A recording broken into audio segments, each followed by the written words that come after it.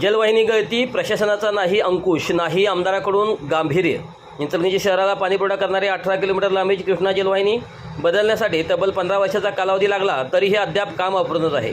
ठेकेदारावर अंकुश नाही, प्रशासनातील दिरंगाई आणि लोकप्रतिनिधींचा पाठपुरावा नसल्यामुळे इतका मोठा कालावधी लागला. पाणी म्हणून जनता टाहो फोडत असताना लोकप्रतिनिधी आणि प्रशासनाला कोणतेच सोयसूचक नसल्याचे दिसून येते. शहराला पाणीपुरवठा करण्यासाठी कृष्णा पाणी योजना मंजूर झाली. त्यासाठी मजरेवाडी तालुका शिरोळ येथून इचलकरंजी जलशुद्धीकरण केंद्रापर्यंत 18.300 किलोमीटरची जलवाहिनी टाकण्यात आली. या जलवाहिनीस वारंवार गळती लागत असल्याचे शासनाच्या निदर्शनास आणून दिल्यानंतर राज्य शासनाने महाराष्ट्र सुजल व निर्मला अभियान, महाराष्ट्र सुवर्णजयंती नगरोत्थान महाअभियान या योजनेतून 3 टप्प्यामध्ये 57,62,00,000 रुपये दिले. मात्र योजना पूर्ण करण्यासाठी तब्बल 15 वर्षाचा कालावधी लागला. पहिल्या टप्प्याचे काम पूर्ण होण्यास 3 वर्षाचा, दुसऱ्या टप्प्यातील कामास 7 वर्षाचा आणि तिसऱ्या टप्प्यातील काम सुरू करून 2 वर्षाचा कालावधी लोटला आहे, तरी अद्याप काम पूर्णत्वास गेले नाही. अजूनही पहिल्या टप्प्यातील 251 मीटर व दुसऱ्या टप्प्यातील 86 मीटरची जलवाहिनी टाकणे बाकी आहे.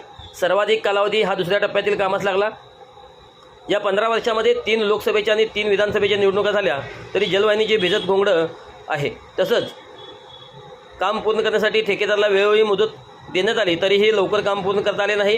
काही वेळेला प्रशासकीय दप्तर दिरंगाईचा सामना करावा लागला, तर काही वेळा अन्य विभागाची परवानगी आणण्यासाठी ठेकेदाराला कसरत करावी लागली.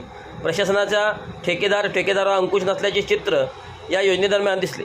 योजना मंजूर करून आणण्यापलीकडे गांभीर्याचे लक्ष घालण्याचे काम लोकप्रतिनिधी केले नाही. रक्कम मंजूर करून आणली, माझे काम संपले, अशीच भूमिका लोकप्रतिनिधी दिसते.